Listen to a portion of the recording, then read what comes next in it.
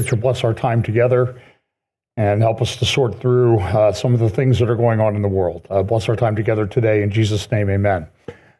Well, somebody sent me a note. This is just sort of a representation of that things are getting a little bit late in the day. It seems like somebody sent me a note last night in the middle of the night, and they said, like, I think like I've caught up and then like 80 things happen. Or I think that, this week will be calm, and it certainly seems to be. And a lot of times I'm working on something and I'm like, well, I don't need to talk about that because that happened last week. No, it happened 2 days ago. And just because there's been kind of a lot of things happening. So just a couple of announcements. I have planned to do an Israel tour this fall. I'll put up a video and some links this week on our YouTube channel and social media. It's going to be around Sukkot. I can't remember how many days it is. And then there will also be, we're looking at an option for like a 5-day extension to do a little bit more in-depth stuff. So as I said, I'll be notifying you about that. I've got some interviews and other things coming up this week. I tried to take it easy this week, but now this week I've got some things already planned. So it's crazy. So today we're going to eventually get to this, the Meltdown at 1600. It's sort of like, so here's the general overall takeaway. If you have a view of the end times, even if it's complete lunacy and detached from reality, everybody got something this week to support their view. Okay, so for example, if you think Trump is a certain person in end times, you got your stuff. And I'm going to show you some of that stuff, and it's just, and I'll be honest with you, I can't figure him out. Sometimes I think he's just sort of trolling us, and that's his negotiating style. I mentioned last week that if Trump was still in business, this would be about the time that he would file for reorganization under the bankruptcy laws. And I think that that's probably, there's something to be said for the truth of that. It's crazy, and it's just, so another view is some people believe, as I said, my view on end times is I have these little baskets. I have my Antichrist basket, and then it's divided into 4 or 5 parts. And so when I hear evidence, I kind of dump it in that basket. Final Beast Empire, what the final Babylon is, I have baskets for that. I haven't reached a final conclusion because I don't think we're at the stage where you can do that, but it may change very, very quickly. I may get up here some Sunday and say, okay, now this is that. But I don't think we're there yet. But another view is that the final beast empire comes out of Europe. So people that think that the European Union is going to be the lead king or whatever in this final beast empire or the final beast empire, they had stuff this week that would support that view. Maybe. But there's, again, that's why I have that little grid that I do. Acceleration, convergence, logistics, and understanding. So there's certain, so if Europe's going to be this final beast empire, they're going to have to be a military power. And you don't become a major military power overnight. And you don't become a major military power with, say, something like drones. Drones are very effective, but they're very limited. You'll notice that Ukraine doesn't send, well, I'll take it back. So the longest drones I've seen attacks done have been by Iran against Israel. And what happened? Well, they had like 5 or 6 hours or 7 hours of warning because the things only fly at maybe 150, 200 miles an hour, and it takes a while for them to cover 1,000 miles. So you have a lot of time to prepare, but when you get out to 1,000 miles, you've pretty much reached the drone limit. And if it's a smaller drone, like the ones you see in the store, that they're being used in military operations, those can't fly very far. So you you have to have a delivery system. So you would have to have a drone carrier. Now, Iran's developed a drone carrier. China's developed a drone carrier, to put a bunch of drones on and get close, but then they got to get it close to shore. And then when the boat gets close to shore, it's a bit of a, depending on what kind of defense measures they have on the ship, it can be a little bit of a sitting duck. So that's part of the logistics thing. So just always keep that in mind. And so today this thing would be spinning like a top today. So I don't have a lot of scripture. I want you to keep in mind Psalm 83. So let's jump into this. So this is, the first thing I'm going to talk about Iran, then I'm going to talk about the situation in the Middle East and some other things, and then I'm going to get to the meltdown at 1600 that happened the other day that's reverberating even this morning. Well, it's not going to quit reverberating for a while. So Iran is on high alert for U.S. and Israeli strikes on key nuclear sites. There have been a number of articles about that. Jonathan Spire, I referenced his article last week in the Jerusalem Post. I think it was a week ago Friday, where he talked about, Iran is concerned that Israel's going to attack it. And there's sort of this game going on. Iran is probably going to go to Trump because they know that Trump likes to make a deal. So they're gonna make a big show. I think, this is my prediction, not a prophecy, but a prediction, that there's a distinction, because you can stone me if my prophecy is wrong. If my prediction is inaccurate, you can just say you were wrong. But they're going to try to get Trump locked into, we're going to make a deal. And I'm concerned about that because the Steve Witkoff, and you'll hear an extended clip of him this morning, talking about negotiations going on in the Middle East to achieve expansion of the Abraham Accords and that sort of thing. But Iran's going to go because Iran is exposed. They want to go to Trump, act like they're going to make a deal on their nuclear program. They're going to continue to make it look like they're advancing on their nuclear program. They're going to continue releasing videos about drones and underground missile sites and that type of thing. And they're going to let everybody know we're working on our nuclear program because they want Trump to get involved in negotiations. And they think they can get him and his team to take their eye off the ball. That will give them time to build up their defenses. Remember back in October, I think it was October, it seems like it was like a year ago, but Iran attacked Israel with a bunch of missiles, didn't do much damage.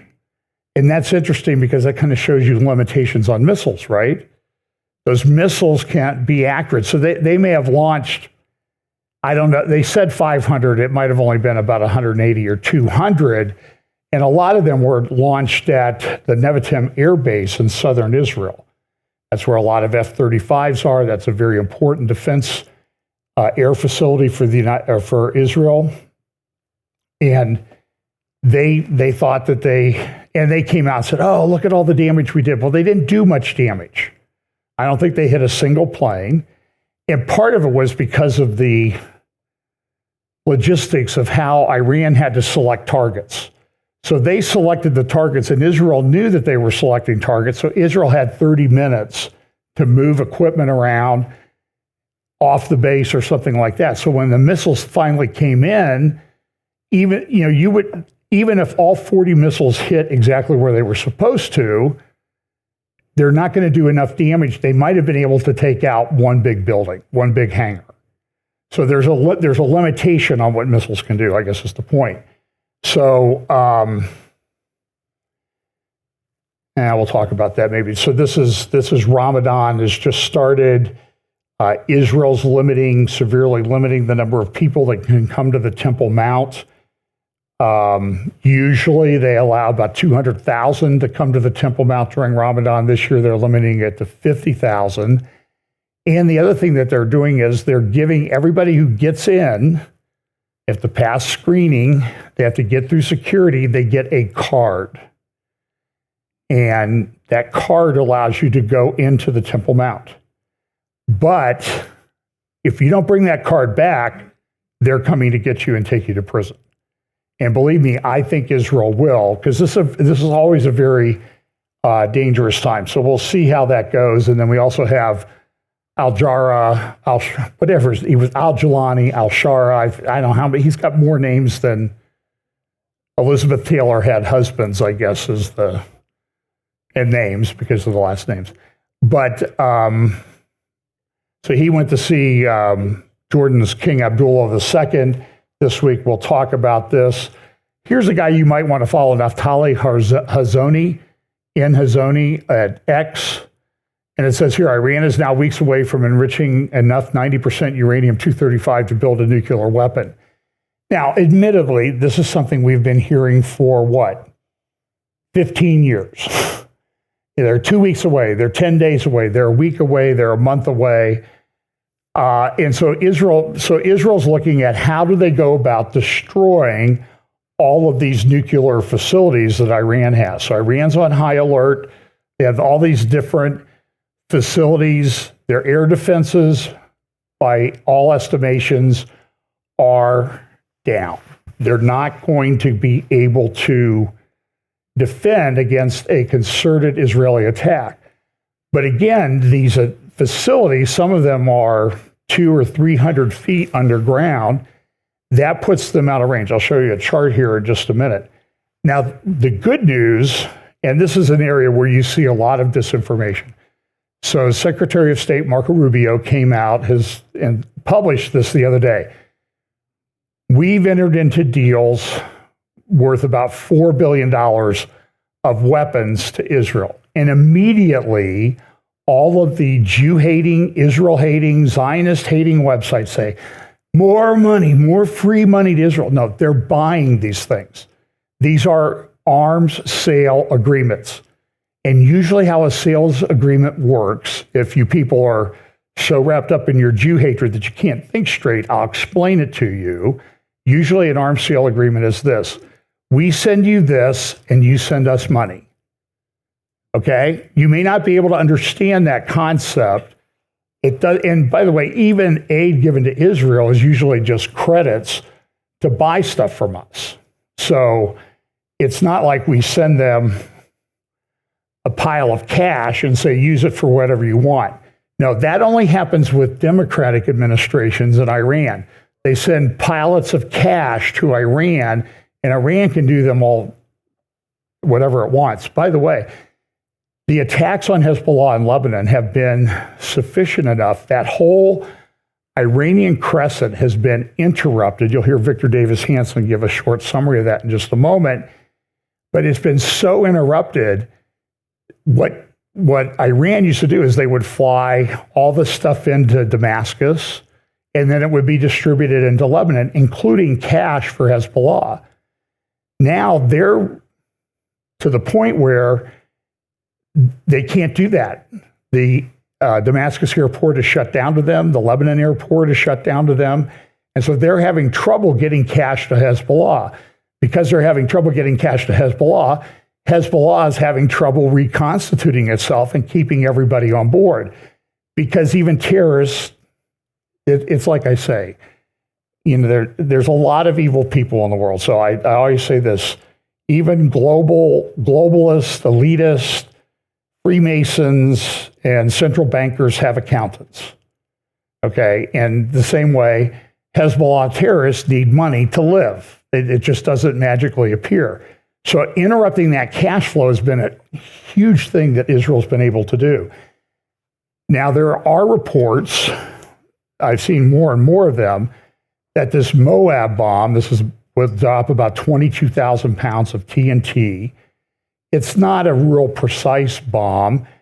It doesn't require but it's sort of, it's better than horseshoes because you get close enough and you can cause a lot of damage. And then they also have these other sort of small and medium bunker busters. That's what they use to take out Nasrallah. And so my thinking is they're going to mimic what they did or use the Nasrallah attack as a template for how they're going to go after these underground missiles sites and underground nuclear facilities. Just drop a whole bunch of stuff in the same place. But the problem with that is Lebanon's a lot closer to Israel than the facilities in Iran are. And so a bomb like this, I mean, even on a B-52, this is a big bomb, and there's a thing called payloads on airplanes and that type of thing. They can put this on a cargo plane and shove it out the door on a pallet. But the problem is you can't put 10 of these on a plane. The plane won't be able to get off the ground. So that's a logistical issue. So when you add in anywhere from 750 to 1,000 miles to transport this stuff, or to transport all the bombs that were used to take out Nasrallah, fighter jets can't carry 80 bombs. I don't even know if they can carry a dozen because of the weight. So this becomes a logistics problem. And so I found this graphic, and now I cannot remember where I found it. But if you just look for bunker busters and graphics, you can see all the different bunker buster bombs. And you can see that even the best bunker buster bombs might get you 150 feet underground. Now, I would think that if you dropped a sequence of bombs in the same place, which bombs are pretty precise these days, would be possible. That's what they did with Nasrallah. You might be able to get down. And I think once you get it bust through one of those underground missile facilities, then you're going to have a big chain reaction. And that would make a pretty good video. If you were into that kind of video, which I am. So, okay, so here we go. Hang on a second here, because I want to put this someplace else in my presentation. I thought I had it in there, but I didn't.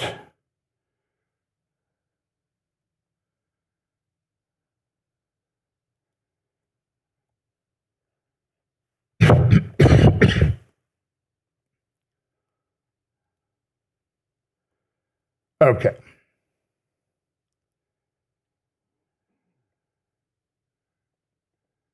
Now, where was I?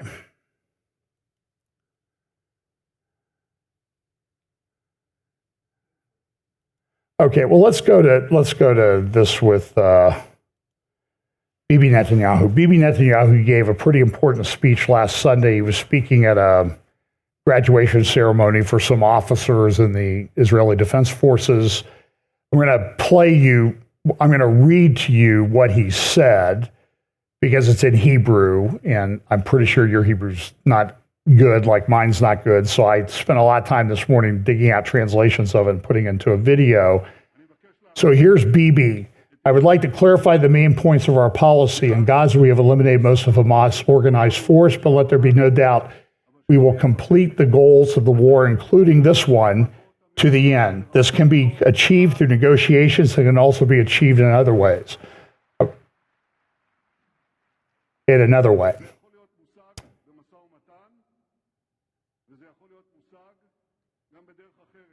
From the beginning of the war, the conditions for ending the war were clear and remain clear. All of our hostages, without exception, will return home. Hamas will not control Gaza. Gaza will be demobilized, and the fighting force will be disbanded.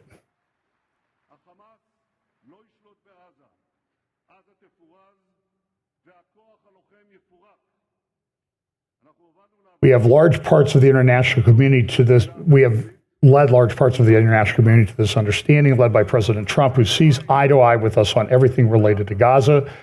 We support President Trump's groundbreaking plan to allow freedom of exit for Gazans and to create a different Gaza. So he's going to go through the different fronts that they're facing. So first he's talking about Gaza. In Judea and Samaria, Our forces are moving deep into the refugee camps. They are destroying terror infrastructure, eliminating terrorists, and they will remain there as long as necessary. That's a big change in Israeli policy.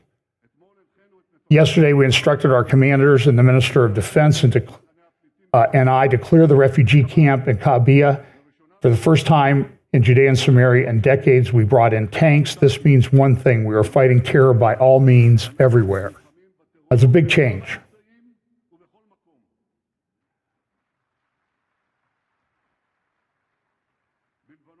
In Lebanon, we will continue to hold controlled territories along our northern border inside Lebanon and opposite our settlements until the Lebanese army and the Lebanese government fulfill their obligations under the agreement. And they're making progress, I think, on this point. They're really coming out against Hezbollah. In Syria, IDF forces will remain in the Hermon Mountains and in the buffer zone for an indefinite period of time to protect our communities and thwart any threat. It is worth listening. We will not allow the forces of H2S organization or the new Syrian army to enter the area south of Damascus. Again, that's a pretty significant statement by Prime Minister Netanyahu. We demand the complete demilitarization of southern Syria in the provinces of Kenitra, Dara, and that other place, and from the forces of the new regime. Likewise, we will not tolerate any threat to the Druze community in southern Syria.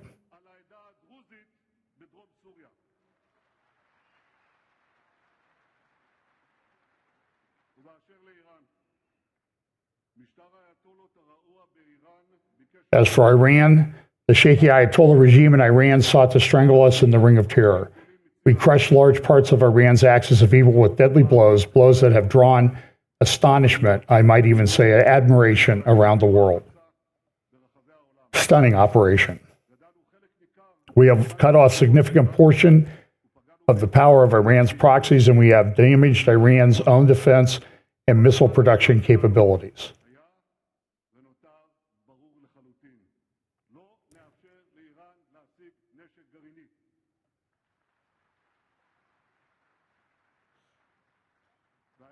But our ultimate goal was and remains absolutely clear. We will not allow Iran to obtain nuclear weapons, and this goal, first and foremost, serves our national security, but it also serves the security of the entire world. So let's unpack that a little bit. For example, Defense Minister Israel Katz came out the other day and said 40,000 Palestinians have, and when I use the term Palestinians, I use it in the colloquial sense. I know all the history and all that other stuff, so I feel like I have to qualify it every time, and I do every time, but I don't like doing it. 40,000 Palestinians have been evacuated from the West Bank, Judea and Samaria. Now, that number has been reduced to about 10 to 15,000. Part of the problem was he got that information from Palestinian Authority numbers, and they're all fake. By the way, this is a huge issue. So if you go on the tour this fall, my hope is that you're going to get a firsthand look at some of the things happening in Judea and Samaria that you never hear about in the press. One of those is, and Pam, you remember this, when we went to Ai in Bethel, the neighborhood around the Tel, it's called Et Tel. It's where the ancient city of Ai was. By the way, somebody this week made a joke that, Joshua said, this is how you're going to get rid of Ai. So Ai is in the Bible in the Old Testament. By the way, there will be another tech roundtable on March 12th at 7 p.m. Eastern. So you might want to block out some time for that. And that'll be Patrick Wood, Britt Gillette, Scott Townsend, and I, and maybe one other person will be joining us. But when you go up to I, particularly, you see the same thing throughout the West Bank. You see these big, beautiful homes. I would say that the neighborhood around I looks very much like a very upscale neighborhood in Southern California. Not quite Pacific Palisades before the fire, but it's a very upscale neighborhood. But the one thing that we noticed And we kept seeing this everywhere we went. You're there in the middle of the day. It's a beautiful day. And there's nobody around. There's nobody there. And so what they're finding, and Carolyn Glick did a great job addressing this in her book, The Israel Solution, a one-state solution. She said there's all these statistics. You know, if Israel became one state, there would be as many Palestinian Arabs as there would be Jews. And she says, I don't think that's true. Yoram Ettinger, former ambassador, has done a lot of work on the demographics. And the thing is, they leave. They build these homes and they leave, or they get this aid, and the Palestinian Authority comes in and builds these large apartment complexes, and nobody lives there because they've gone to the United States or they've gone elsewhere. And so the statistics that I think the statistics are fake and made up. And when you travel around that area, it's something that you notice. You're there in the middle of the day and there's nobody around. Now, how is that? But you go over to Israel, same time of day, and it's packed with people everywhere you go. So that's a big problem. So the other solution, this is an article from Al Akbar, and the headlines are, what Israel wants to do to the West Bank is divided into parts, just like, they divided the West Bank into parts. Now, part of that was done by agreements like Oslo, where they had area A, B, and C. And you see these signs everywhere you go. This is area, I always get A and C mixed up, but I think it's area C, big red sign. If you're an Israeli citizen, you're not allowed to go in there under the pain of imprisonment. You just can't do it unless you have special permission. And so there's all these roads, and there's flyover roads and underpasses, and you can get around, but you kind of got to know what you're doing, or have very good GPS on your phone these days. But so they're saying that what Israel wants to do now with Syria is to divide it in parts. And that's exactly what Netanyahu was talking about in his speech. We want the new government in Damascus, you stay out of southern Syria. We're going to protect these Druze communities. We've got this Druze community near Mount Hermon. We've got a big Druze community in southern Syria, and we're going to protect those. And so what they're doing is they're dividing it up. Now, there's been some pushback by some of the local Druze. They don't like Israel. They don't like Syria either. They don't want to be ruled by Syria. They don't want to be ruled by Israel, but Israel's using it to their advantage right now, and they're very tribal the way they're organized over there. Al-Shara, formerly known as Al-Julani, formerly known as something else, went to see King Abdullah this week. And they had a big huggy beer, nice thing. And Al-Shara, I'll talk a little bit more about him in a minute, has been going all over the Middle East, and everybody all over the Middle East and the Arab world and Turkey has been coming to him. In fact, there's a report that Erdogan's son from Turkey made a secret visit to meet with Al-Shara. No media or anything like that, but he came to Damascus to meet Al-Shara yesterday. So here's a summary from Victor Davis Hanson. I think this is pretty good. This is from about a month ago this has been a really big year. And I can't remember the show that he's interviewed on, but you can find it on YouTube. Here we go. If we had this conversation a year ago and I said to you, Iran's going to send 500 projectiles into Israel, only about 1% are going to do anything and no damage. And in retaliation, Israel is going to send 300 planes and destroy entirely all of their air defenses, leaving it completely naked and can be destroyed anytime they want. Then they're going to go into Hezbollah and they're going to target with pagers and blow up 4,000 explosions. And then they're going to go into no man's land, the graveyard of empires, and to Lebanon. and they're going to destroy the whole apparatus of Hezbollah. And then they're going to go into Gaza after October 7th and destroy this terrorist Hamas. And then they're going to finally retaliate to the Houthi and destroy their port facilities and their power grid. They've done some of that. And then, oh, by the way, they're going to so weaken Iran and so weaken Hezbollah that the Syrian Assad archenemy of the United States is going to fall. And it's going to be chaos. No one would believe you. And that's where we are now. And so it's chaos, and there's a lot of opportunity for the United States and the West and moderate Arabs to come in. But it wasn't because of Anthony Blinken. And so when I listened to that lecture from Biden 2 days ago to the State Department about all this, what I just entailed that he did, it was all despite him, not because of him. It was because of this person they consider a monster, Benjamin Netanyahu, who they thought would be out, and they wanted him out. And so he had this amazing comeback. And he basically destroyed the ability of enemies of a half century to harm Israel and harm the West.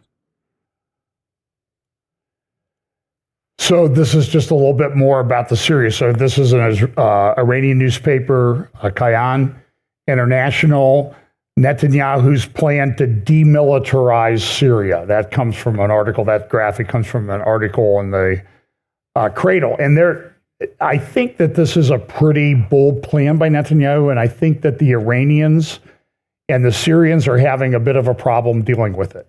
Because by demilitarizing southern Syria and creating a bigger buffer zone around the Israeli borders, both in Lebanon and in southern Syria, one, it allows people to return to the neighborhoods in the north that they have evacuated since October 7th.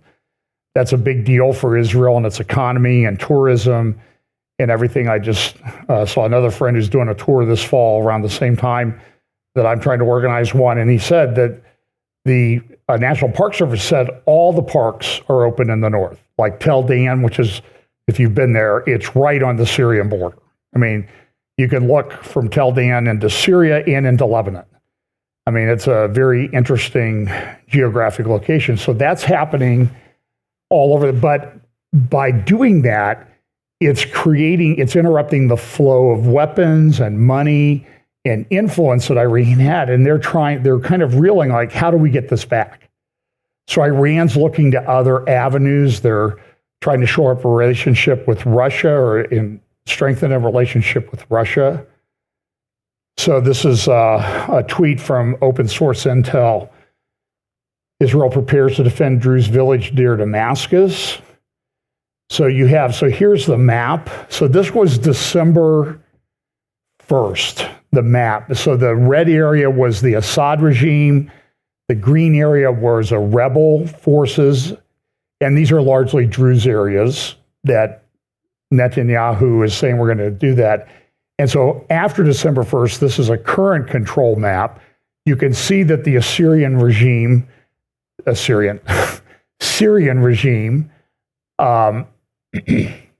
the wrong evil empire in there. The Syrian regime, the new one under al-Shara, al-Jalani, or whatever his name is this week, they control the green area. Israel has moved into the area, the blue area at the north. That's the heights of Mount Hermon. Very strategic that they took over.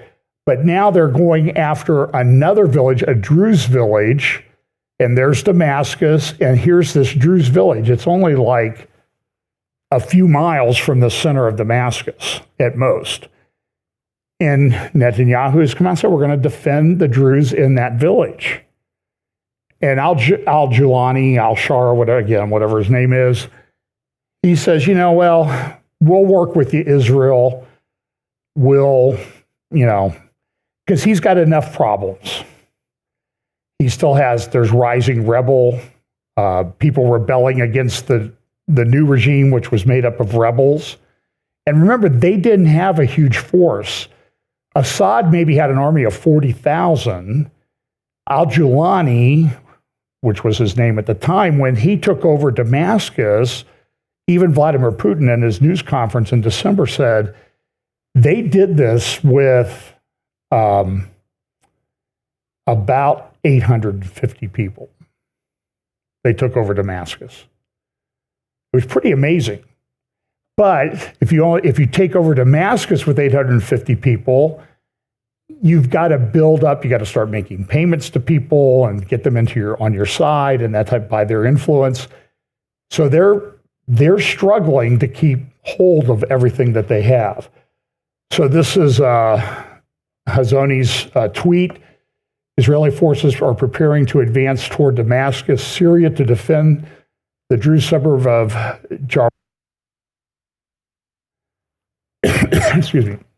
Jeramana, currently under attack by the Syrian regime. Druze reinforcements have arrived in Jeramana with support from the Israeli Air Force. Here's how it might unfold, and they show this battles that are going on. You can hear the bullets flying around between the Druze and HTS forces.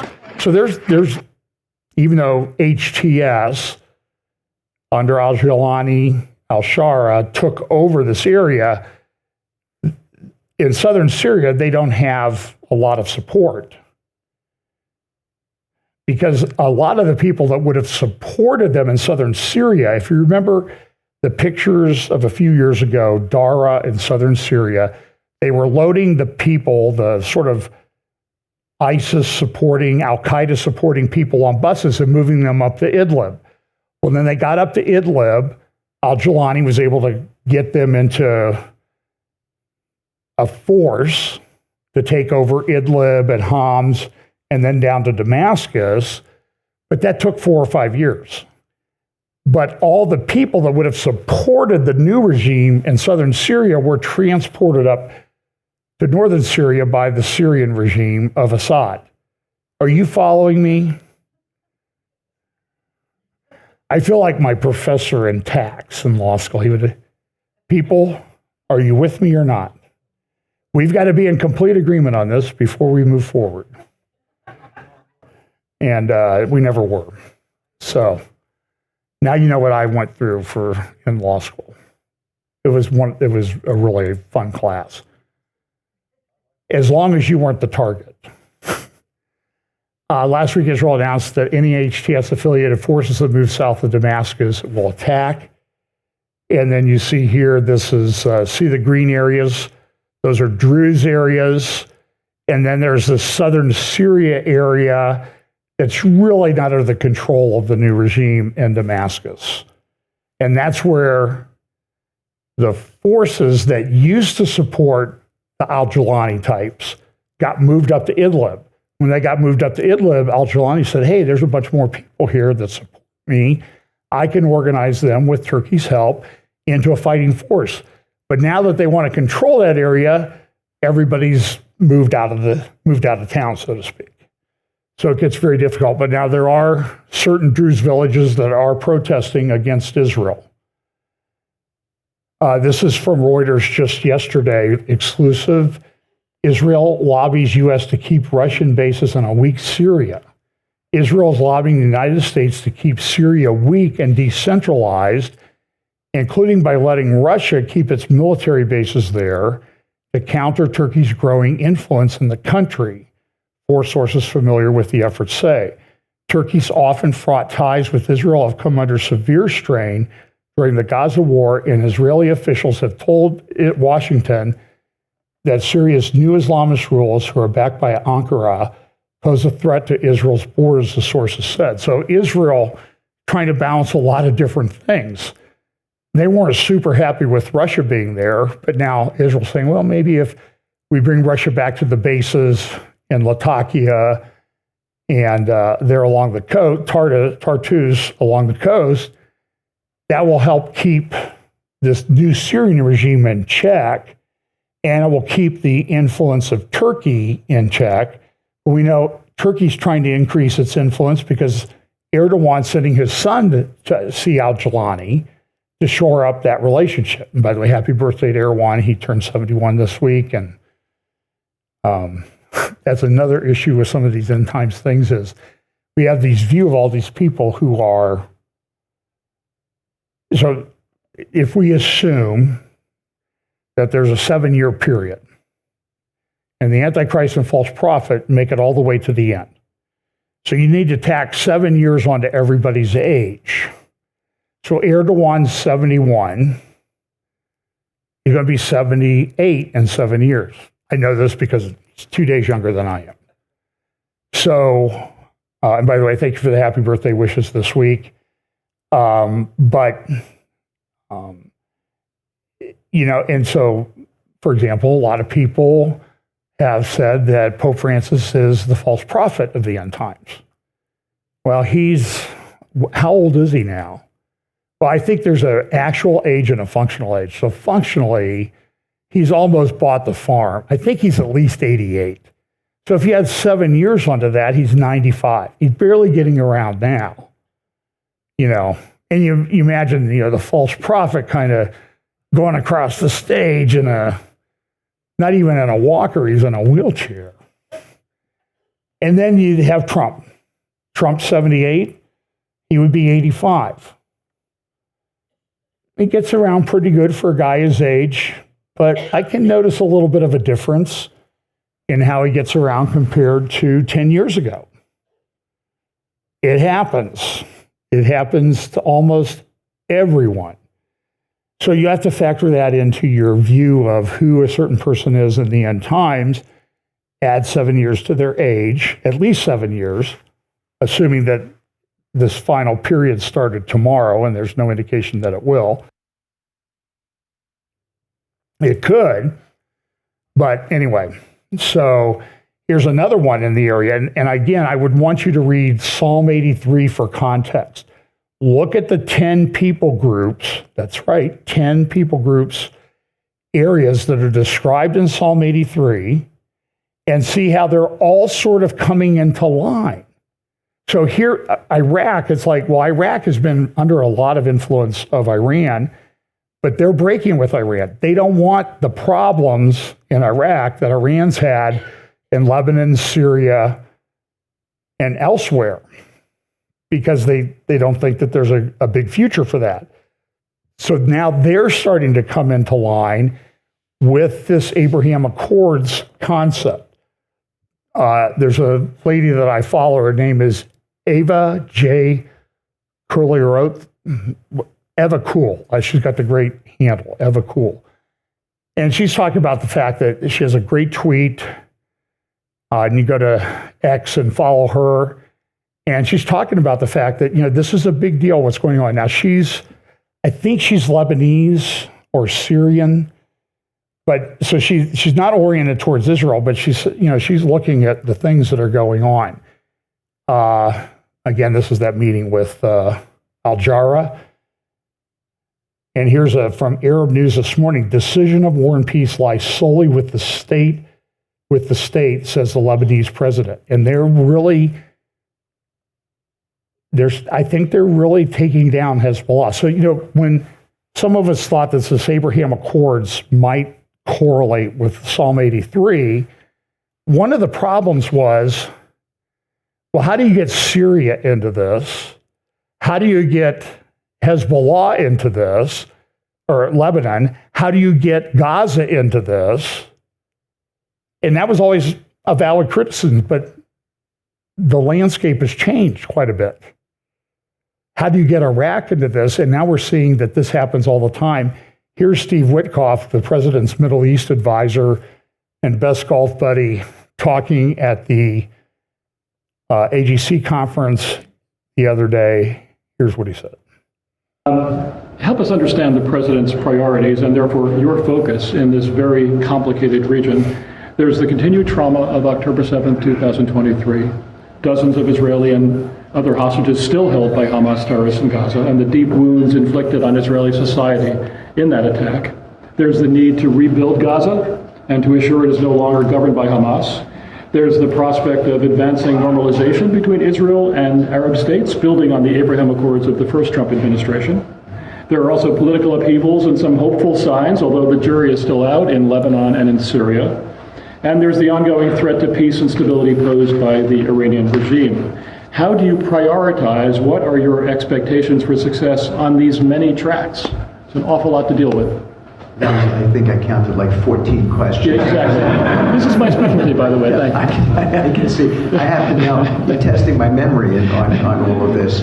Priorities. Yeah, I would say, how does the president think about it? Well, first and foremost, he wants something different for the region. Yeah. And different in the sense that the old way of thinking, they've rebuilt Gaza 3 or 4 times already. Like, that's just an unacceptable use of resources. We need to do it in a much better way. A.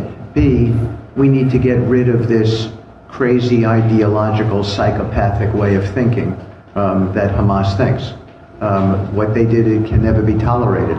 I saw a film that many in this room did not see, made by Southern Command when I was in Gaza, and it's horrific. It is a horrific film, what happened in this film and what they did to people. So this is not the act of people who are going to war. This is the act of barbarians, and it can never be tolerated.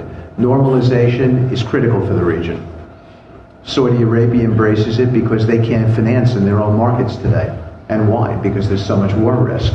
I actually saw Jamie Dimon today, and I discussed it with him, and I said to him, think about an area like Saudi Arabia. They have tons of money, but they can't leverage their money. And they can't because the underwriting risk on war is just too, it can't be underwritten. So you're not going to see a typical senior financing go into those marketplaces. They can finance if they do a deal in New York, and they can't finance in their own country. It makes no sense. So, and that's going to lead to a lot of stability. In terms of the Iranian crescent, it's basically been decimated. Look at what's happened with Syria. No one ever thought that was going to happen. We've got an epic election in Lebanon. And so tons of things happening. Lebanon, by the way, could actually normalize and come into the Abraham Peace Accords, as could even potentially Syria. So many profound changes are happening there, and yet it's been a flashpoint of conflict. And I think that there's a possibility that we end it now. Do we have to make sure that Egypt is stabilized? Yes. They've got some issues, economic and financial issues, and also on their streets. Same thing with Saudi Arabia, and we have to be cognizant about that. But all in all, I think there are some really good things that are happening. Yeah, and I hope with your intervention and the president's power, more good things will happen in the coming months. Now, I don't like his orientation. He's much too friendly with Qatar, and I just have a big problem with that. Here's an Israeli government has approved the mobilization of up to 400,000 reserve soldiers for military service until May 29, 2025. I follow a number of people, some of whom have a husband and father of their children who's serving in the reserves. This is going on 2 years. They're having trouble with employment. It has an economic impact. But then there's just the personal impact of the father being gone and the father leaving, and they never know if he's coming back. The one lady I follow, she has 2 young daughters, and she said it's 2 lost years. They don't have their father around. They can't concentrate. It affects their studies and all this stuff. And you can imagine it's a huge burden. Well, last Sunday was the big funeral of Nasrallah in Beirut, big stadium. Now, to me, it's probably better that I don't run more than I run. It seemed to be a very target-rich environment. Israel flew jets over the crowd. And Hezbollah and Iran can't do anything to stop that. They have complete freedom of operation. And it was a target-rich environment, but nothing was done about it.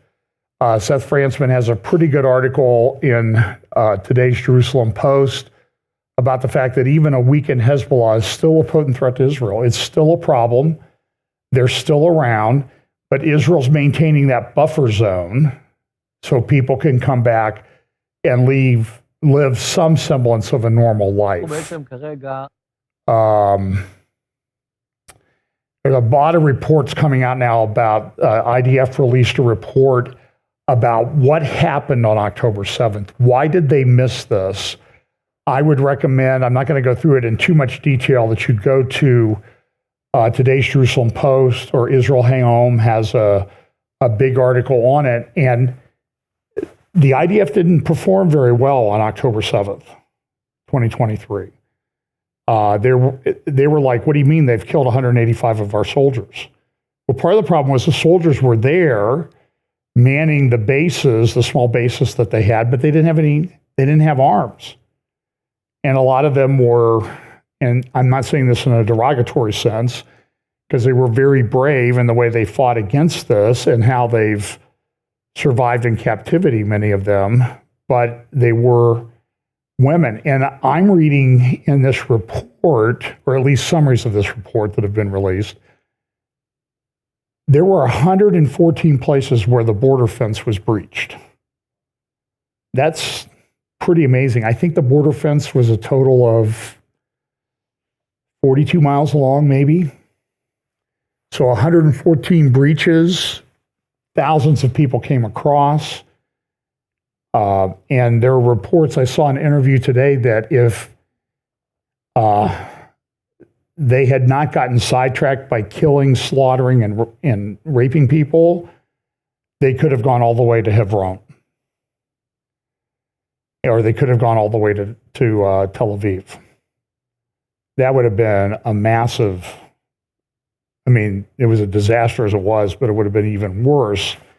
So these reports are coming out. They're being pretty honest. So here's a picture of the Gaza border. These red areas, these are all people that were killed in the attacks. And the kibbutzim there along the border, the one that's closest there I was at back in December of 2022. And I mean, you're right there by the border. You can see the border fence and everything. So it's a big deal. This is a report out that Turkish leaders coordinated positions with Hamas throughout the Gaza war. We know that Erdogan's been involved with this. This is one of the ladies that I follow. I don't think she's the one who has a husband in the IDF, but Israel seems entirely paralyzed when it comes to dealing with Gaza while simultaneously flexing their muscles in Syria without hesitation, and she nails the reason. Hostage taking makes all the difference. There are no hostages in Syria, so Israel's creating a buffer zone. They're going in there, they're conducting operations, and there's a big fear. We can't do this in Gaza because they'll kill our hostages. And Hamas knows that, and Hamas is playing it up. And they do some of the most horrific things. Quantum Flux, X account says, annex Gaza, Sinai, Judea, and Samaria, South Lebanon, and South Syria, increase buffers anytime aggression occurs, never return them. They can also be safe havens for other minorities like Christians, Kurds, Druze, Yazidi. And there's a lot of good thinking in that particular tweet.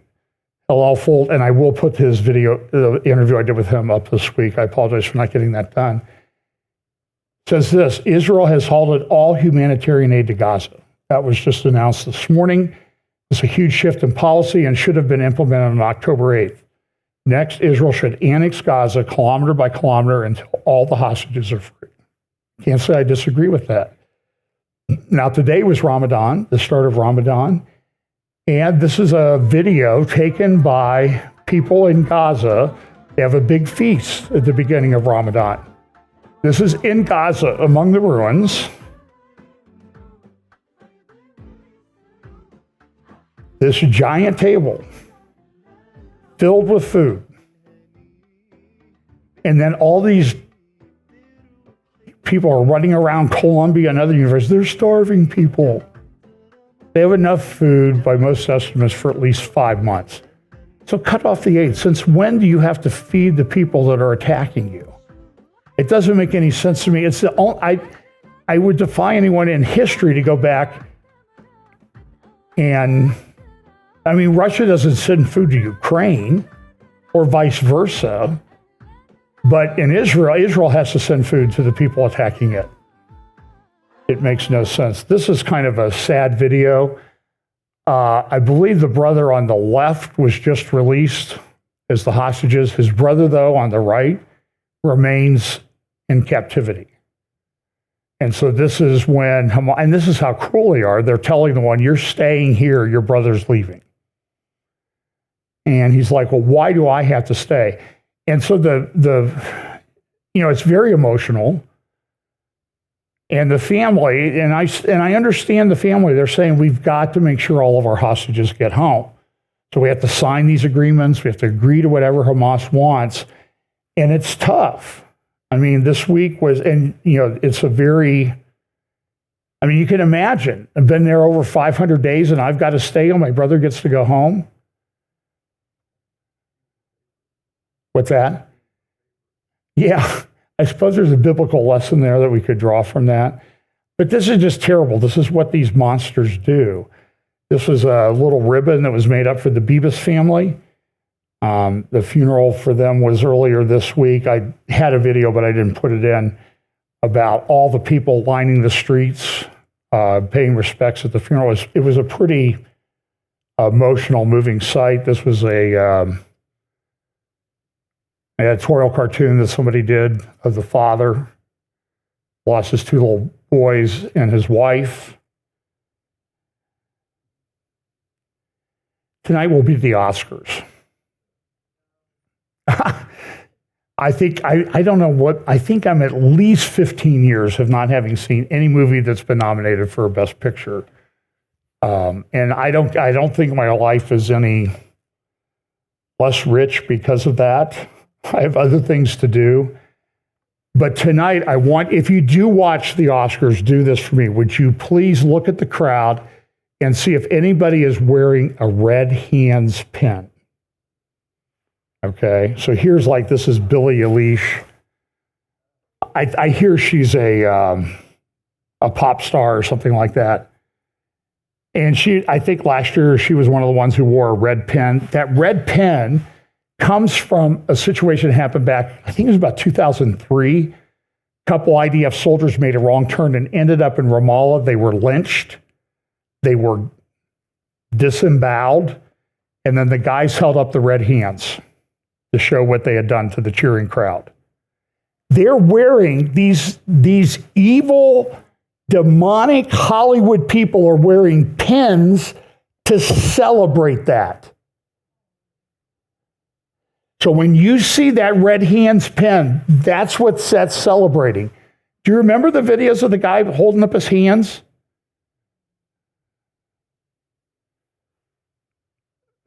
So this was back in around that time frame. This was a map released this week of by Olmert saying, well, we were going to divide things up. The green areas were going to go to, we're going to get the dark blue areas.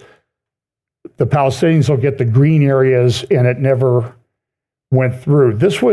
But we've been funding this. This was the Doge, this is on Doge Watch, a hearing in front of Congress this week about where some of the money was going. Mr. Roman, are you aware that we are sending $40 million a week to the Taliban? Yes, sir. Can you name other instances of foreign aid going to terrorist organizations? We have assisted Al-Shabaab in Somalia. There's been instances of the Khamsi network in Sudan, Hamas, Islamic Jihad, Hezbollah, Kataib al-Hezbollah, Hayat Tahrir al-Shams in Syria. Dozens of terror organizations have received indirect assistance from U.S. foreign aid.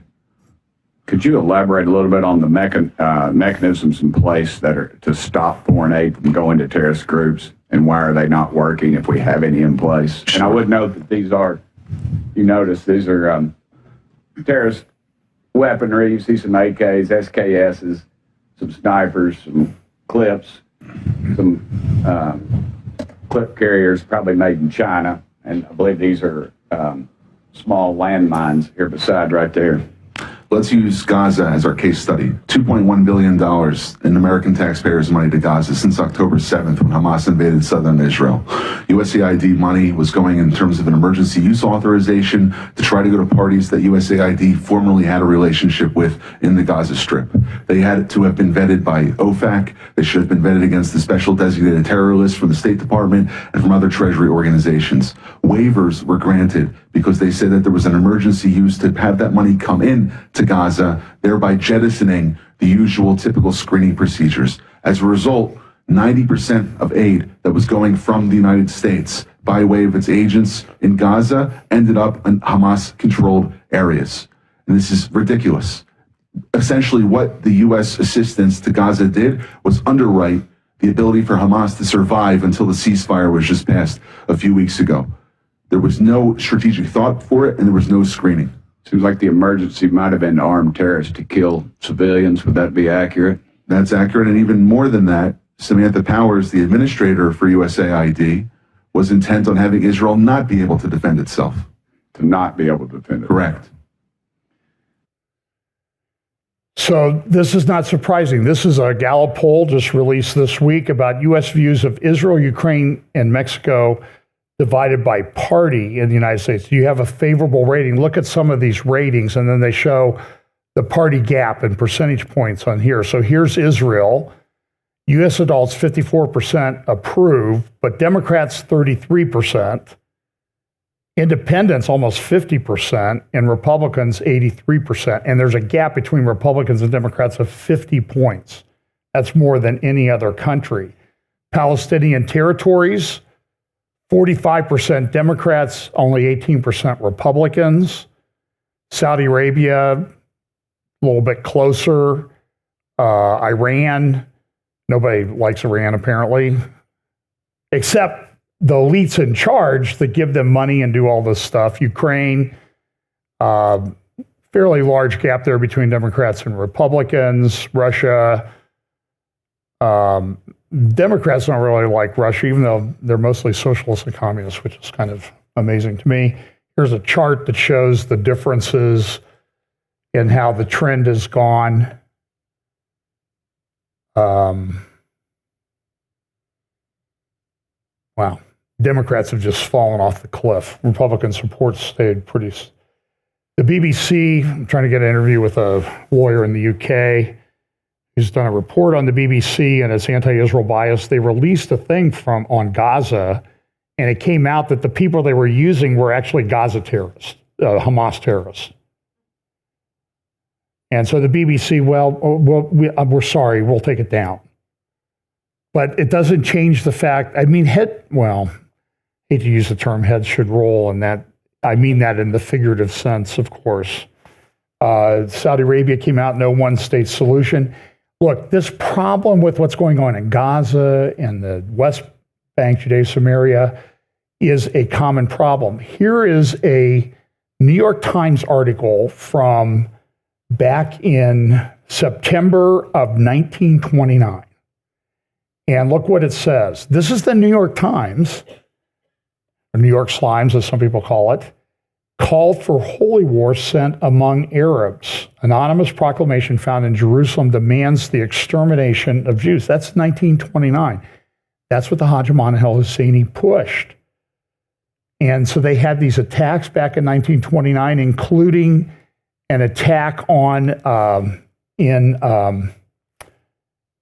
Hebron, a massacre in Hebron. 70 people were killed. And what was the genesis for that particular attack? The Hajj al-Husseini spread a rumor throughout Jerusalem and the areas where these Arabs lived that the Jews were going to destroy Al-Aqsa Mosque. Doesn't that sound kind of like the same MO that was used recently? It's just history repeating itself. And by the way, it was so bad back in 1929 that the Jews fled Jerusalem, where they lived, and had lived for a very, very long time. I mean, like 8, 10, 13 generations had lived there. So don't tell me that this was new. This is Al-Jawlani a few weeks ago. He went to Saudi Arabia. By then he changed his name to Al-Shara. Who knows? I don't know if there's a pool as to what his next name is going to be. But while he was there, he went to the Kaaba. Now, the Kaaba is the holy building in the center of the Grand Mosque in Mecca. And the only people that are generally allowed to go in there are Saudi royal family, high-ranking people, and heads of state. So he went in there, and there's a picture. This is the first time she had been seen in public. His wife, she was allowed to go inside the Kaaba in Mecca. So this is a big deal. And this is an article in the New York Times, Syria's new leader, an evolution from jihadist to president. And they're sort of like, well, he made some mistakes in his life. He was kind of involved in that beheading thing, but now he's got a suit and a tie. I mean, even Zelensky doesn't wear a suit and tie when he comes to see the president. So I'll have to talk more about this, but the Kurds, which have been at war with Turkey for a long time, a guy in prison said we need to set down our arms and make peace with Turkey, and that appears to be on its way. The question is, can Egypt rebuild Gaza without forcing the Palestinians out? Well, Trump has plans. Here's a video that was put on Trump's Truth Social account, edited just a little bit. And it's very controversial. It was on his account. I verified that, so here's the video.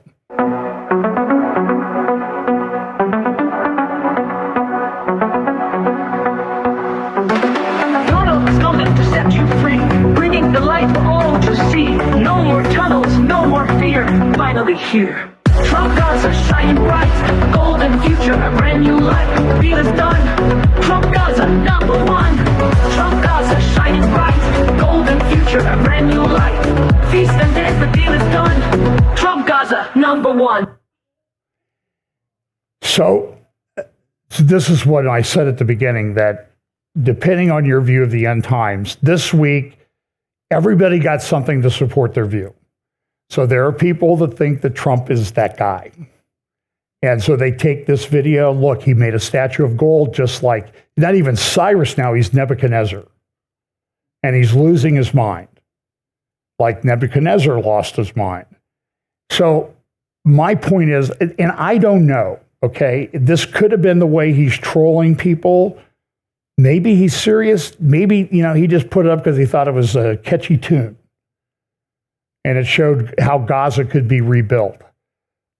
So if you have your view of Trump as being that person, then you've got some evidence to support you this week. I think the jury is still out. Now this week, Zelensky came to the White House. They had a big meeting, and this is the Times of London this morning, over the edge, because the meeting seemed to go off the rails a bit. NATO's upset. This is The Economist in the Week, covers from the last 2 weeks. The Don's New World Order. And somebody made up a kind of clever video of Trump and Zelensky together set to the music from The Godfather. So here's the New York Times. Trump and Vance school. And it's interesting, depending on your orientation, you all got something. If you don't like Trump, you got something. If you don't like Ukraine, you got something. If you don't like Zelensky, you got something. So everybody got something to support their particular end time view this week. It was a very sort of bipartisan, I don't know what the word would be for different prophetic views and that type of thing. But, people were, it was kind of shocking. They got into it. And there was about 40 minutes of the meeting that was okay. But nobody wants to see that, right? So I'm going to play the meltdown part here in just a second. And then, of course, there's everybody out there. The body language. Look at what Zelensky's doing. Look at what Trump's doing. Look what Vance is doing. Look at Marco Rubio over there. He's ticked off at Vance. And then Marco Rubio comes out, I'm not ticked off at Vance. I'm ticked off at, Zelensky. And I mean, Zelensky goes on Bret Baier and does an interview. So here's sort of where the thing got off the rails. I'm talking with my friends in Poland, and they are worried that you align yourself too much with Putin. Talking about Poland. What's your message for them? Well, if I didn't align myself with both of them, you'd never have a deal. You want me to say really terrible things about Putin and then say, hi, Vladimir, how are we doing on the deal? That doesn't work that way. I'm not aligned with Putin. I'm not aligned with anybody. I'm aligned with the United States of America. And for the good of the world, I'm aligned with the world.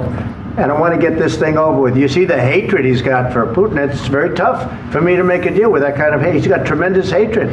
And I understand that, but I can tell you the other side isn't exactly in love with, him either. So it's not a question of alignment. I'm aligned with the world. I want to get the thing set. I'm aligned with Europe. I want to see if we can get this thing done. You want me to be tough? I could be tougher than any human being you've ever seen. I'd be so tough. But you're never going to get a deal that way, so that's the way it goes. All right, one more question. Hey, I want to respond to this. So look, for 4 years in the United States of America, we had a president who stood up at press conferences and talked tough about Vladimir Putin, and then Putin invaded Ukraine and destroyed a significant chunk of the country. The path to peace and the path to prosperity is maybe engaging in diplomacy. We tried the pathway of Joe Biden of thumping our chest and pretending that the President of the United States' words mattered more than the President of the United States' actions. What makes America a good country is America engaging in diplomacy. That's what President Trump is doing. Can I ask you? Sure. Yeah? Yeah. Okay. So he occupied our parts, big parts of Ukraine, part of East and Crimea. So he occupied it on 2014. So during a lot of years, so I'm not speaking about just Biden, but those time was Obama, then President Obama, then President Trump, then President Biden, now the President Trump, and God bless, now President Trump will stop him. But during 2014, nobody stopped him. He just occupied and took. He killed people. You know what the contact 2015. 2014. 2014 and 2014. 2014? Yeah. So I was not here. Yeah, but that's exactly right. Yes, but during 2014 till 2022, yeah, the situation the same. That people have been dying on the contact line. Nobody stopped him. You know that we had conversations with him, a lot of conversation, my bilateral conversation, and we signed with him. Me, like a new president, in 2019, I signed with him the deal. I signed with him, Macron and Merkel, we signed ceasefire. Ceasefire. All of them told me that he will never go. We signed with him with gas contract. Gas contract. Yes, but after that, he broken this ceasefire. He killed our people and he didn't exchange prisoners. We signed the exchange of prisoners, but he didn't do it. What kind of diplomacy, JD, you are speaking about? What do you mean?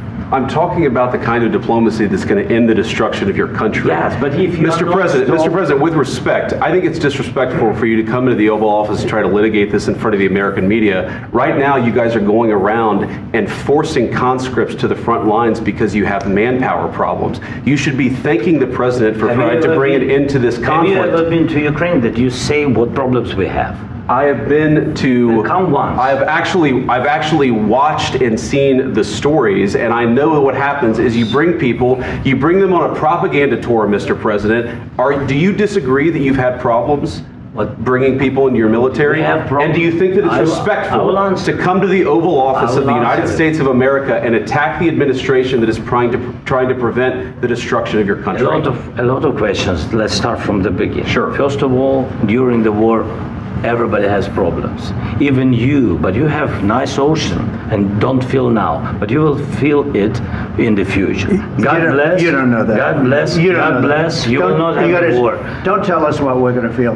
We're trying to solve a problem. Don't tell us what we're going to feel. I'm not telling you. Because you're in no position to dictate that. That's exactly what you're doing. You're in no position to dictate what we're going to feel.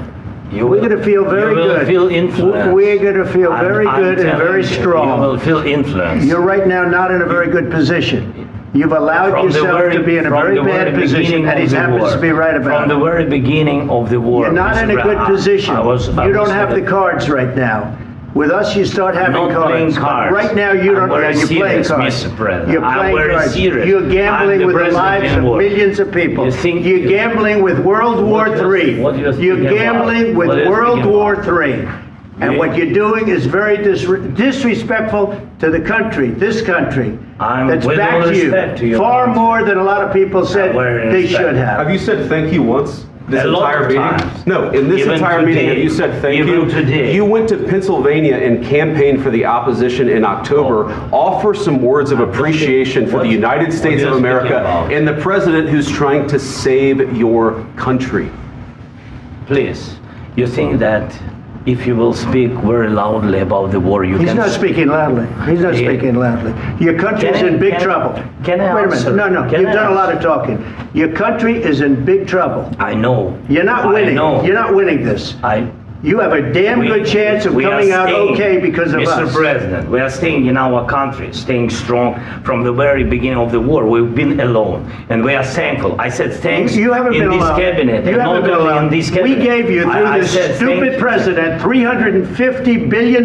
You voted We gave for you your military president. equipment, You and you voted men for are your brave, but they had to use our military. What about If- West If you didn't have You our invited military me- equipment, you invited if me you to didn't speak. have our military equipment, this war would have been over in 2 weeks. In 3 okay? days, I heard it from Putin. In 3 days, this is something Maybe new. less. In 2 weeks, of course, yes. It's going to be a very hard thing to do business like this. I Again, tell you. just say thank you. I said a lot of times that there, thank you accept to that- American people. Accept that there are disagreements, and let's go litigate those disagreements rather than trying to fight it out in the American media when you're wrong. We know that you're wrong. But you see, I think it's good for the American people to see what's going on. I understand, sir. I think it's I very understand. important. That's why I kept this going so long. You have to be thankful. You don't have the I'm cards. thankful. You're buried there. Your people are dying. tell you You're again, running I low know. on soldiers. Don't- Listen, don't, please, you're running Mr. low on President. soldiers. It would be a damn good thing. Mr. And President. then you tell us, I don't want a ceasefire. I don't want a ceasefire. I want to go and I want this. Look, if you could get a ceasefire right now, I tell you, you take it so the bullets stop flying and your men stop getting killed. Of course, we want to stop the war. But you're I saying said- you don't want a ceasefire. But I said to you, I want a ceasefire. with guarantees. Because you'll get a ceasefire faster than an agreement. Ask our people about ceasefire, what they think. That wasn't doesn't with matter me. for you what- That what wasn't this with me. means. It That was wasn't with with you. a guy named Biden who was not a smart person. But this That is was your, with, this that was is with your Obama. president. It was your president. Excuse me. That was with Obama, who gave you sheets, and I gave you javelins. Yes. I gave you the javelins to take out all those tanks. Obama gave you sheets. In fact, the statement is Obama gave sheets and Trump gave javelins. You got to be more thankful, because let me tell you, you don't have the cards. With us, you have the cards. But without us, you don't have any cards. One more question to Mr. Vice President. I'm sorry. It's going to be a tough deal to make, because the attitudes have to change. What if Russia breaks ceasefire? What if Russia breaks peace talks? What do you do then? I understand that it's a heated conversation right now. What are you but saying?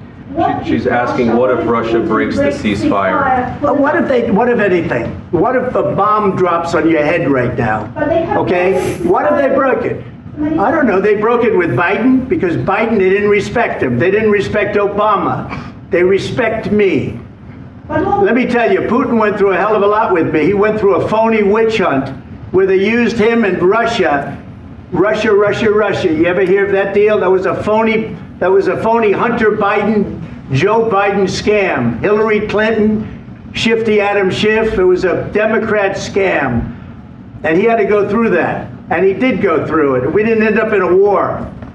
And he went through it. He was accused of all that stuff. He had nothing to do with it. It came out of Hunter Biden's bathroom. It came out of Hunter Biden's bedroom. It was disgusting. And then they said, oh, the laptop from hell was made by Russia.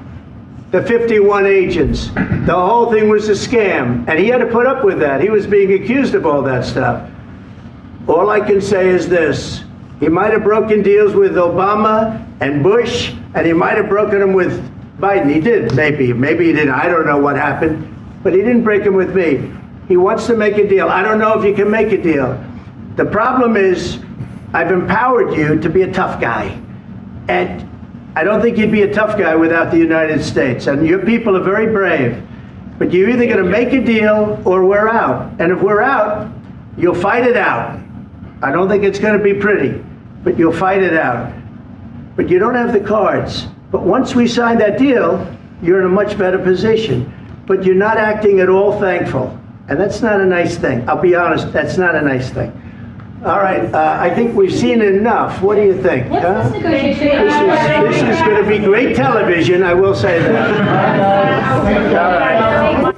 So, like I said, everybody can get something out of that depending on your particular view. I had a friend, I went to high school with, smart guy, but he really does not like Donald Trump. Okay. And that's fine. He's still my friend. Okay. But he posted a very astute observation on his, I don't know, one of his social media accounts. And he said, this meeting proves that math and diplomacy should only be performed in private. Have you ever seen somebody trying to do a math problem, and it's kind of ugly. So diplomacy should be done privately as well. You have this feeling that you're watching, if I can be a little bit cynical, an episode of The Apprentice, and somebody's going to get the "you're fired" pronouncement here at any moment. So that thing went off the rails. And everybody's talking about it everywhere. It's causing Europe a lot of problems. Financial Times, Dr. Eli David, one of the biggest X accounts out there, said, in terms of followers, Zelensky wanted Europe to increase their defense spending. Trump wanted Europe to increase their defense spending. They both succeeded. And that everybody's saying they're going to do that. They're going to do this. Now, the State Department came out and said, we're not going to support restoration of the fund, restoration of the Ukrainian power grid. And what was the response of Russia? As soon as they made that announcement, attacked the power grid with drones. So Putin's not a good guy. And everybody says, oh, well, the EU and NATO, they violate. Listen, Putin's violated all kinds of agreements too. And he has a very big picture thing that he's trying to accomplish.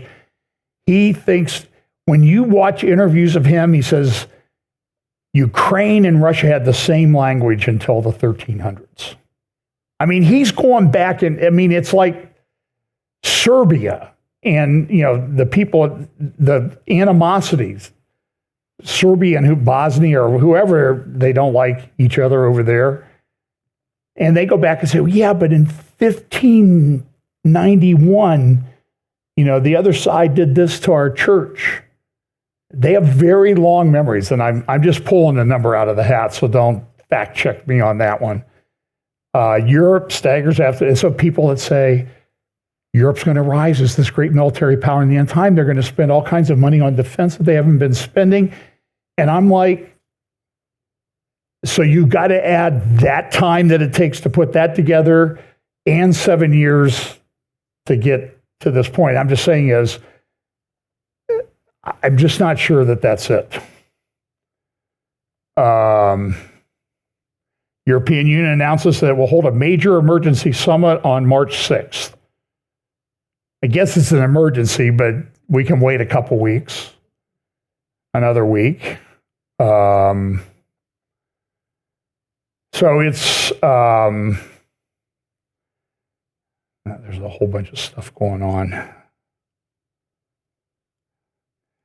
So I've got a link in the show notes to this, or I will put a link in the show notes to this guy's Facebook post. I don't know who this guy is.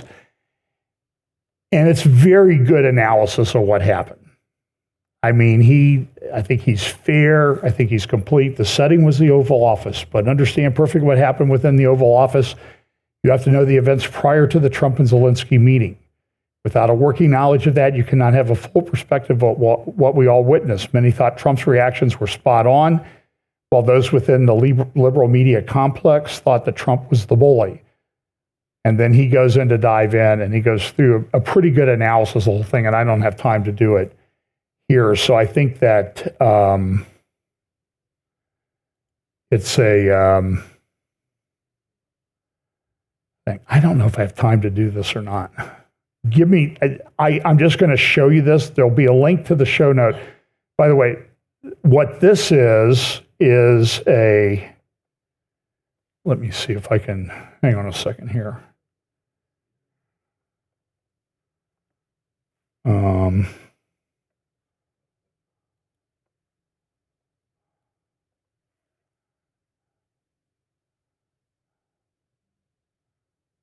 Okay, this is and there's a link to this in the show notes too. This is a nuke map because Putin's threatening nuclear war. He's been making these threats, and he could back it up. And so if you want to know what would happen, you can select any spot on the planet and have a nuclear, and select the nuclear kilograms, kilotons of TNT represented by that nuclear bomb. And it'll show you what will happen. And let me just say that it can be a bit a bit ugly. But the Daily Mail this week, let me pull this up real quick. And again, there's a link. There will be a link. It's not right at the moment. There'll be a link to this. Putin, they did this thing. What would really happen if Russia nuked Britain and the U.S.? And so you can, let's see, I've got to do this one. I've lost my mouse cursor. Let me do this. There we go. Well, I thought I had it on there. Oh, there it is. So if you go down, you can just do this, what would really happen? And it goes through like the Arctic Circle and Russian subs leaving their thing in Murmansk and coming in around Iceland, past Greenland. That's why Greenland is so important, because Trump's trying to cut that off to the Russian subs. It's a defensive thing. And so they go through a whole bunch of things, and then you see how they take you into the bay where the nuke subs are, and then they show how, you know, they go down to a certain depth, and then they go down to periscope depth, and then they go across the Greenland to Iceland, or they go to Iceland. Hang on here. It's very well done website. It just doesn't translate real well to a presentation. So Daily Mail, you need to do a better job on that. So there's a naval air station there, but you see they come down across this strait. This is Greenland, the dark area on the left. And they're coming down here, and they're going to, and so you get down here, they get their nuke subs in there, and they have all these, this is what a nuke sub looks like. Okay. Very good graphics. And then they showed, so now you get down here and they talk about the missiles and how the missiles have multiple warheads. And I mean, look, this is a legitimate threat. I mean, and so then they go through, they show this. This is the Russian side, of course. The Americans have missiles, and I know people say American missiles, none of them will work. I'm not sure about that. There have been upgrades done, but everybody's a genius in this thing. But this is a big threat. So you get down here, and there's eventually, like, here are some of the sites in Russia that would be struck. And then you get down here and you say, well, what happens if the U.S. responds? And how would the U.S. defend itself? And so it's not something you want to watch before you go to bed. So Daily Mail, great website and everything. And so look, this is a legitimate threat in our world today. And if you remind me, there was at CPAC this week, someone who I like, I respect, probably don't agree with her on everything, but Italian Prime Minister Giorgia Meloni gave a speech at CPAC this week. About 5 minutes I could play it. Should I just wait and do it some other time? Do it now? Oh, okay. My wife says that, so it means she had breakfast. So there's like a little bit of this speech, but what she's doing, she's supporting J.D. Vance. I just thought it was a very good speech about Western values and that sort of thing. So I got to close my browser down. Where is my mouse? There we go. Okay.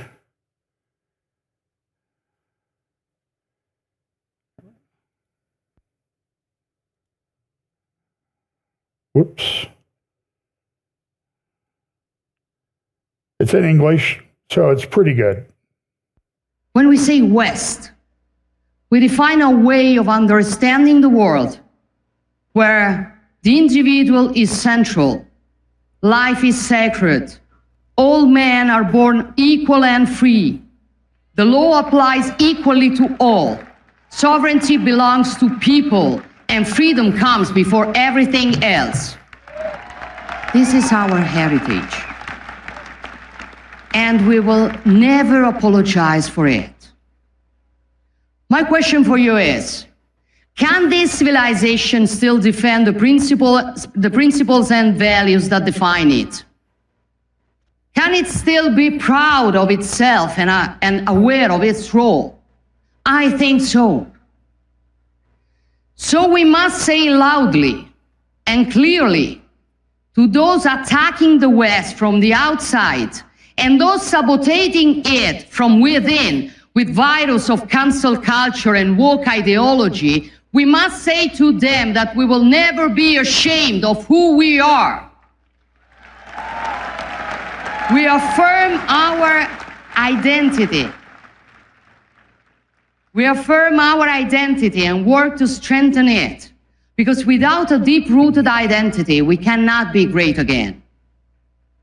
The radical left wants to erase our history, undermine our identity, divide us by nationality, by gender, by ideology, but we will not be divided, because we are strong only when we are together. And if the West cannot exist without America, or rather the Americas, thinking of the many patriots fighting for freedom in Central and South America, then it also cannot exist without Europe. Our adversaries hope that President Trump will move away from us. But knowing him as a strong and effective leader, I bet that those who hope for divisions will be proven wrong. I know some of you may see Europe as a distant or even lost. I tell you, it is not. Yes, mistakes have been made, priorities have been misplaced, especially due to ruling classes and mainstream media that imported and replicated in the whole continent the most reckless theories of American liberal leftism. These are the same elites who were recently outraged by J.D. Vance's speech in Munich, in which the vice president rightly stated that before discussing security, we must know what we are defending. He wasn't talking about tariffs or trade balances on which we will each defend our interests while preserving our friendship. We don't need to say how interconnected our economies are and how the unpredictable results of a trade clash would play into the hands of other great powers. Vice President Vance was discussing something deeper: identity, democracy, freedom of speech. In short, Europe's historic role and mission. Many pretended to be outraged, calling for European pride against an American daring to lecture us. But let me tell you, as someone who is proud to be European, first, if those who were outraged had shown the same pride when Europe lost its strategic autonomy, tying its economy to autocratic regimes, or when European borders and our way of life were threatened by mass illegal migration, now we would live in a stronger Europe. Second,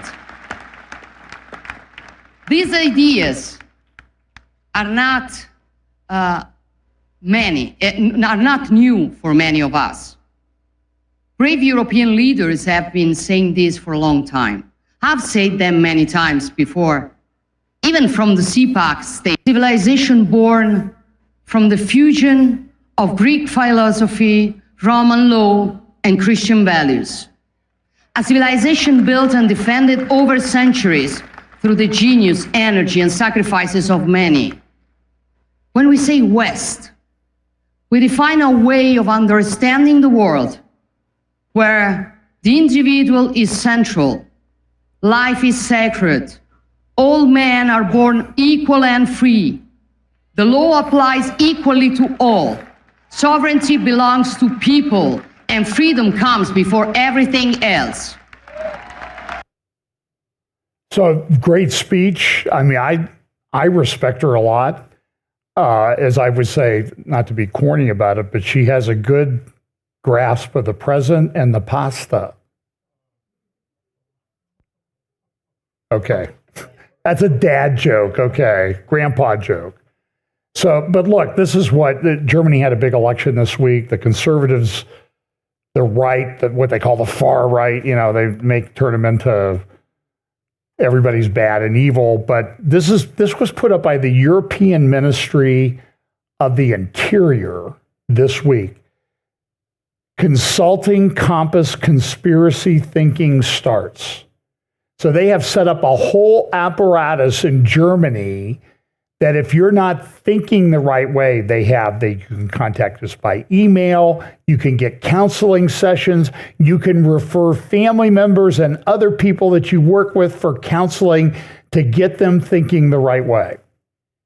This is exactly what Georgia Maloney was talking about, what J.D. Vance was talking about. You people have lost your way. And I understand people don't like Trump. I get it. But understand what's the alternative right now. I know there's baggage with him, and there may be a lot more baggage that we don't even know yet, okay? But I know what the alternative was. The alternative was DEI and woke ideology destroying family and institutions, and this trans thing destroying individual lives. Study just came out from Oxford. People who have transitioned, higher suicide rates. Everything that administration, Obama, Biden, Susan Rice, Samantha Powers, all of those people, they lied about it. And I'm glad there's a guy like Trump who's come in and said, enough. We're stopping it. And so listen, you can criticize him, you cannot like him, but I'm just saying then you got to be prepared to give up all the good stuff with it. So, and I understand everybody's concerns. And I'm watching too, believe me. But this thing is crazy. This is what the Federal Minister of the Interior and Community. We are making Germany stronger also when it comes to bolstering our democracy against extremist incitement and populist lies against Russian propaganda and the enemies of democracy. That's the uniparty on one side of the uniparty scale. A lot of people feel that way. So I could go on and on about this. This is a very big deal. So props to Georgia Maloney. And pay attention this week because if last week seemed to be a flurry of activity, I think it's going to be that way for a while. Threats hang over everybody everywhere. So, and I even talked about AI or the economy. That's crazy. So again, watch for an announcement. I'll probably post a YouTube video about it with links to the Israel tour this fall. It'll be around Sukkot in October. So let's pray. Lord, thank you for the opportunity to live at a time like this, Lord. I pray that you will give us wisdom, understanding, infuse us with your Holy Spirit and the wisdom that comes from the Holy Spirit, but also give us opportunities to share the gospel of Jesus Christ with those around us. Bless us this week. In Jesus' name, amen.